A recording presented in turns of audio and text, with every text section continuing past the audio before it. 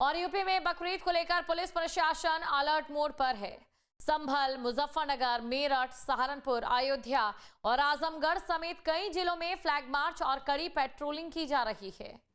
आप देख रहे हैं यहां पर एक साथ 3 तस्वीरें। संभल, देवबंद और मेरठ में बकरीद को लेकर प्रशासन सतर्क है।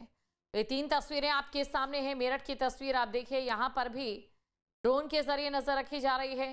देवबंद में यह सुनिश्चित किया जा रहा है जो नियम है उन्हें अपनाया जाए। संभल से भी ये तस्वीरें आप देख सकते हैं जहां पर आसमान से भी निगरानी रखी जा रही है।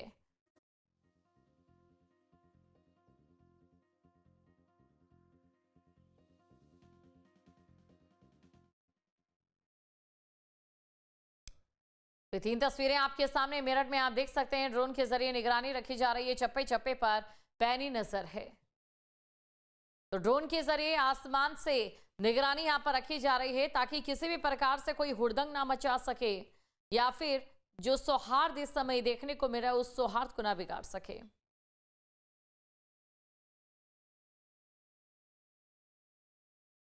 खबर पर अधिक जानकारी के साथ हमारे साथ निखिल लखनऊ से और रूपक त्यागी भी संभल से हमारे साथ जुड़ चुके हैं और इसी के साथ अमित नोएडा से हमारे साथ हैं और धीरेन्द्र अलीगढ़ से हमारे साथ बने हुए हैं। सबसे पहले अमित आपके पास आना चाहूंगी और आपसे मैं जानना चाहूंगी, देखिए ईद उल अजहा को लेकर लगातार कल और आज भी एक संशय देखने को मिला कि आखिरकार ईद कब मनाई जाए।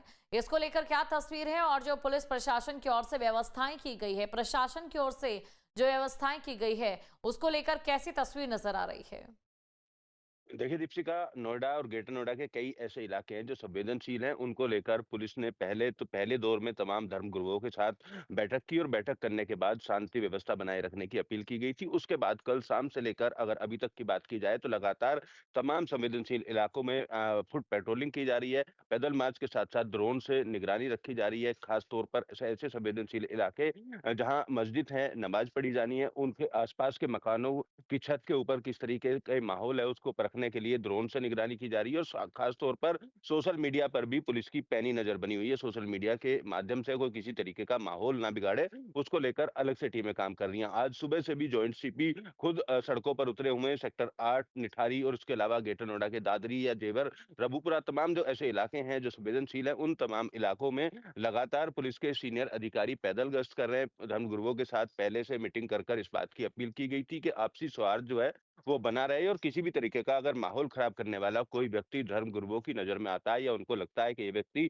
माहौल खराब कर सकता है तो ऐसे तमाम व्यक्तियों की जानकारी पुलिस को दी जाए। जो एलआईयू है, लोकल इंटेलिजेंस यूनिट, वो भी अपने स्तर पर नजर बनाए हुए किसी भी तरीके से माहौल खराब ना हो और आपसी भाईचारे के साथ ईद का जो त्योहार है वो संपन्न कराया जाए। उसको लेकर कमिश्नर लक्ष्मी सिंह द्वारा पहले ही कड़े निर्देश तमाम जो सीनियर अधिकारी हैं उनको दिए गए थे। लिहाजा एसएचओ, एसीपी, डीसीपी सहित जॉइंट सीपी तमाम जितने अधिकारी हैं जिले भर के पुलिस के, वो तमाम संवेदनशील इलाकों पर नजर बनाए हुए हैं और शांति व्यवस्था पूरी तरीके से नोएडा और ग्रेटर नोएडा के अलग अलग इलाकों में कायम है। पुलिस का सीधे तौर पर यह चेतावनी भी है, अगर किसी ने माहौल खराब करने की कोशिश की, सोशल मीडिया पर कोई आपत्तिजनक पोस्ट डालने की कोशिश की, तो ऐसे लोगों के जी साथ सख्ती से निपटा जाएगा। बिल्कुल, उनके यानी कि खिलाफ सख्ती से कानूनी निपटने की कार्रवाई की यहाँ पर जाएगी। तमाम व्यवस्थाएं भी की गई हैं अगर कोई माहौल को खराब करने की कोशिश करता है।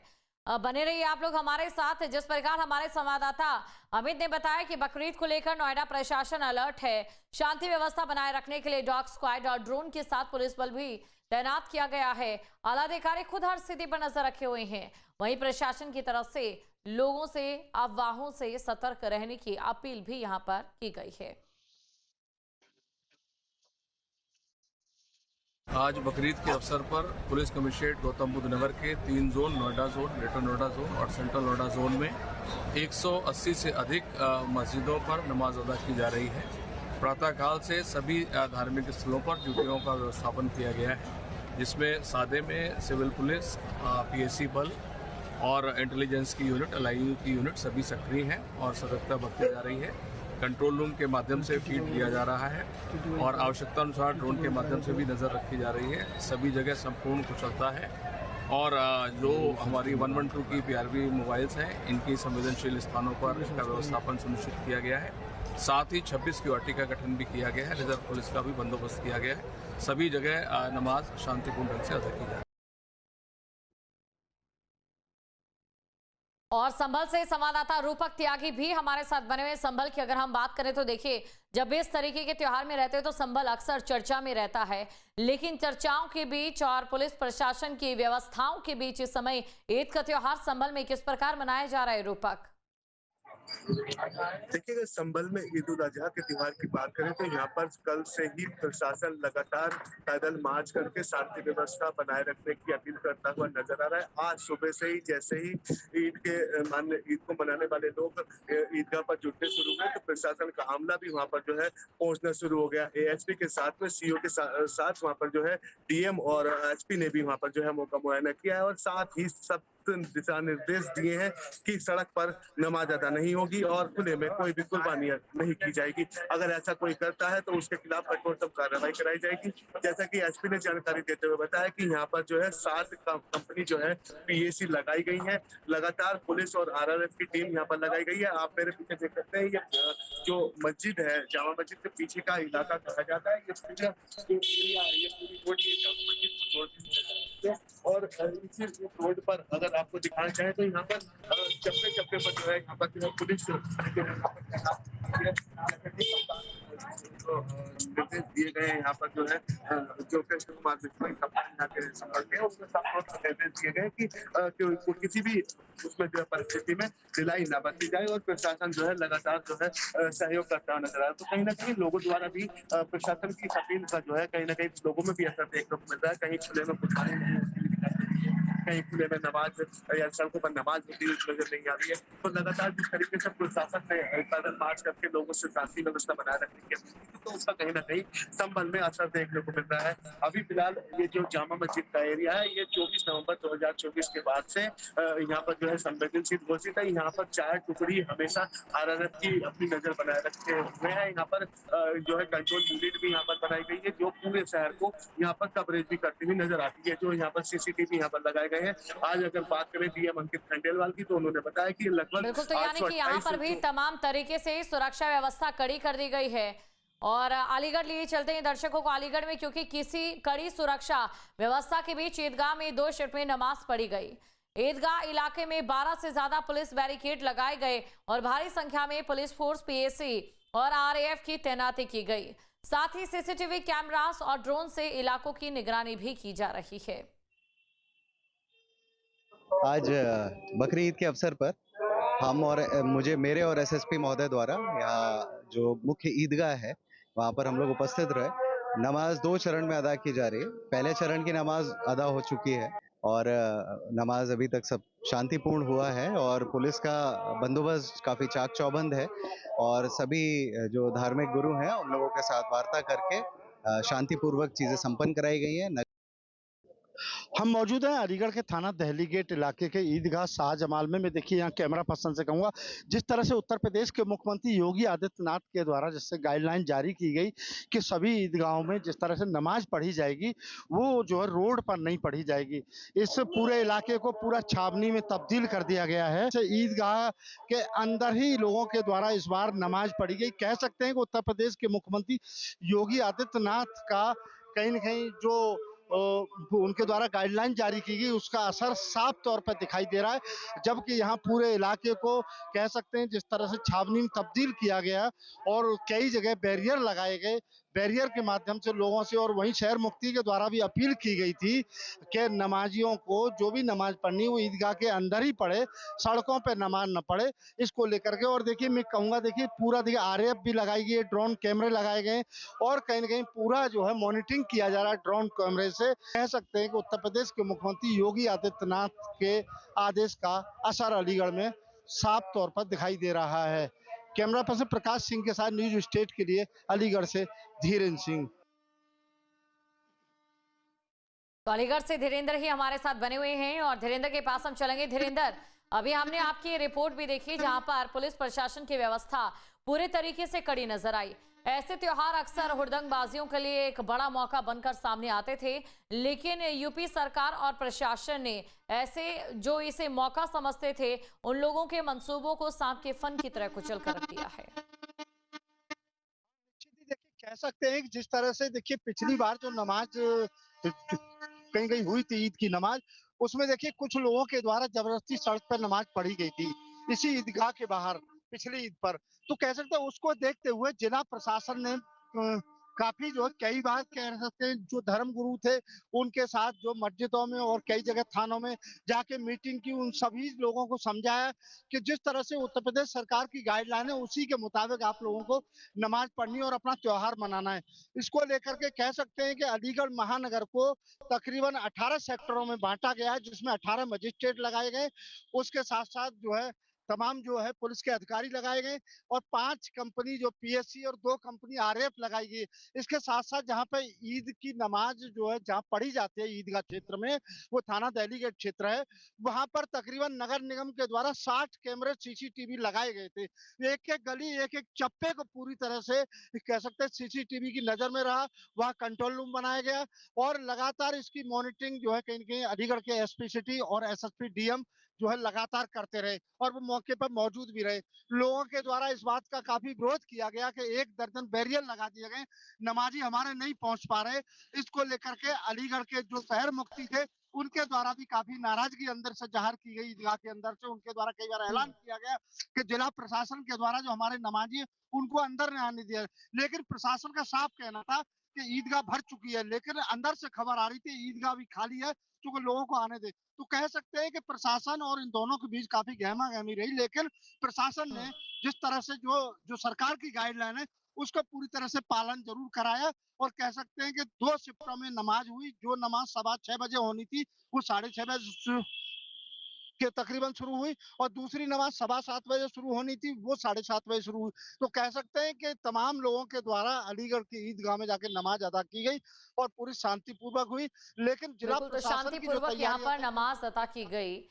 धीरेन्द्र बने रहिए हमारे साथ और अब बात करेंगे मेरठ से ही बड़ी खबर की, जहां पर बकरीद से पहले एसपी सिटी विनायक गोपाल भोसले का सख्त एक्शन देखने को मिला है। पुलिस फोर्स के साथ वो गैंगस्टर सलमान के इस्माइल नगर स्थित घर पहुंचे और कड़ी चेतावनी दी। एसपी सिटी ने साफ कहा कि कानून व्यवस्था बिगाड़ने की कोशिश करने वालों पर सख्त कार्रवाई होगी और अवैध संपत्ति भी कुर्क की जाएगी। मैसेज है, क्या मैसेज है आमिर भाई, ये आप अपने भाई को बता देना क्या मैसेज है हमारा। और यहाँ पे शांति व्यवस्था कानून व्यवस्था बिगाड़ने की कोशिश की, ठीक है, तो ऐसी तरतीब से कार्रवाई होगी कि फिर याद रखेंगे, ठीक है। और ये जो गुनाह की ताकत पे जो बना है आलीशान, ठीक है, ये भी संपत्ति कुर्क की जाएगी।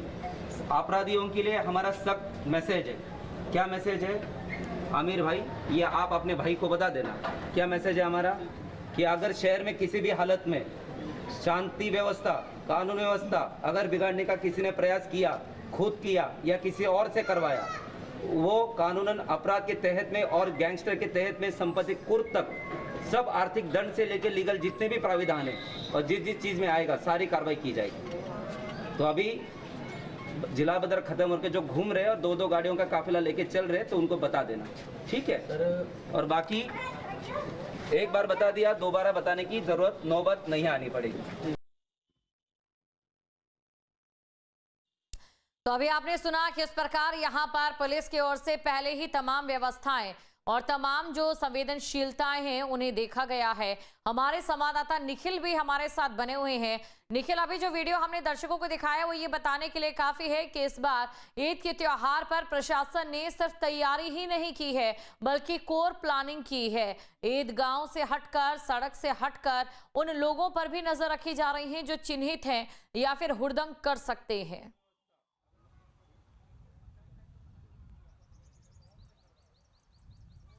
देखिए, मुख्यमंत्री के निर्देश के बाद पूरे प्रदेश में पुलिस अलर्ट पर है और जो भी मस्जिदें हैं प्रदेश भर में उनके आसपास बड़ी संख्या में सुरक्षाकर्मी लगाए गए हैं ताकि किसी तरह का हुड़दंग ना हो। इससे पहले पीस कमेटियों की बैठक कर ली गई थी मौलानाओं के साथ, जो धार्मिक गुरु हैं मुस्लिम धर्म के, उनके साथ बैठक करके तय कर लिया गया था कि किसी भी स्थिति में माहौल ना खराब हो। कई ऐसी मस्जिदें जहाँ पर भीड़ ज़्यादा होती है वहाँ 2 शिफ्टों में नमाज का समय तय किया गया था और लगभग अभी अगर हम बात करें उत्तर प्रदेश में तो जो बकरीद है उसकी नमाज लगभग सभी जगह संपन्न हो गई है। कुछ एक जगह बची है जहाँ पे दूसरी पाली की जो नमाज है वो चल रही है। हम इस वक्त लखनऊ के कंसापासी किले में मौजूद हैं, जो कंसापासी किला पिछले लंबे समय से चर्चा में है, मलिहाबाद में है। यहाँ पर भी मुस्लिम पक्ष जो है बकरीद के दिन नमाज पढ़ना चाहता था, लेकिन चूंकि पुलिस ने पहले ही तय कर दिया है कि यहाँ पर किसी भी तरह की कोई नमाज नहीं होगी, बड़ी संख्या में पुलिसकर्मी तैनात कर दिए गए थे।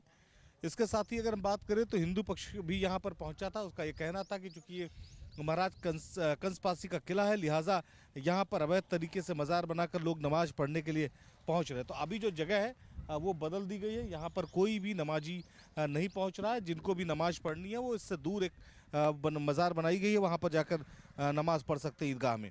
तो अभी पुलिसकर्मी पूरी तरीके से तैनात हैं और किसी भी तरह की जो सुरक्षा है उसमें कोई कोताही नहीं बरती गई है। पुलिस ये समझती थी ये बात कि यहाँ पर इस तरह का विवाद हो सकता है।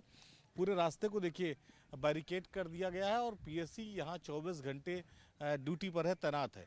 अगर इस इलाके की बात करें तो सीसीटीवी कैमरा भी लगा दिया गया है ताकि किसी तरह का हुड़दंग हो तो इसकी निगरानी की जा सके। कुछ दिनों पहले जो पासी समाज के लोग हैं उन्होंने इस बात को लेकर अपना विरोध जताया था कि महाराजा कंसपासी का जो किला है उसमें अवैध तरीके से मज़ार बना दी गई है और कुछ लोग यहाँ पर नमाज अदा करने के लिए पहुँचते हैं, कुछ लोग यहाँ पर नमाज पढ़ने के लिए पहुँचते हैं। फिलहाल शुरुआती थोड़ा सा गहमा गहमी रही, लेकिन पुलिस ने इसमें सख्ती दिखाते हुए ये तय किया कि यहाँ पर कोई नमाज नहीं होगी। कोई बहुत पुरानी यहाँ पर कोई मस्जिद नहीं थी।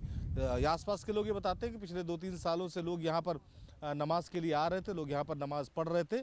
बहुत लंबे समय से उन्होंने किसी को यहाँ पर नमाज पढ़ते हुए नहीं देखा, कोई बहुत लंबे समय से पढ़ रहा हो। तो इस विवाद को देखते हुए पुलिस ने यह तय किया कि अब यहाँ पर कोई नमाज नहीं होगी। अब लखनऊ की अगर हम बात करें, पूरे लखनऊ में जो भी मस्जिदें थी लगभग सभी जगह नमाज समाप्त हो चुकी है। ईदगाह की नमाज जो है वो 10 बजे की है और यहाँ की अगर हम बात करें तो यहाँ 9 बजे का समय निर्धारित किया गया था। जहाँ भी 2 पालियों में नमाज थी वहाँ पहली पाली की नमाज हो चुकी है, दूसरी पाली की नमाज अभी होना बाकी है। पूरे लखनऊ में अगर हम सुरक्षा व्यवस्था की बात करें तो पूरी तरीके से चाक चौबंद है। लगातार जो आला अधिकारी हैं वो इस पर निगाह बनाए हुए हैं। अगर किसी भी स्थिति में कहीं भी हालात अगर बिगड़ते हैं या कोई बिगाड़ने की कोशिश करता है, बिल्कुल, और उसके लिए प्रशासन पहले ही तैयार बैठा है। पहले ही बैठकें जो हैं वो की जा चुकी हैं और व्यवस्थाएं भी की गई हैं। आप सभी का शुक्रिया तमाम जानकारी को दर्शकों तक पहुंचाने के लिए। आपके मोबाइल पर तुरंत आएगी ब्रेकिंग न्यूज, स्क्रीन पर सबसे पहले दिखेगी बड़ी खबर, देश दुनिया की हर खबर एक जगह। अब आपके मोबाइल पर तुरंत फटाफट इंस्टॉल कीजिए न्यूज़ नेशन ऐप और रखिए खुद को अपडेट।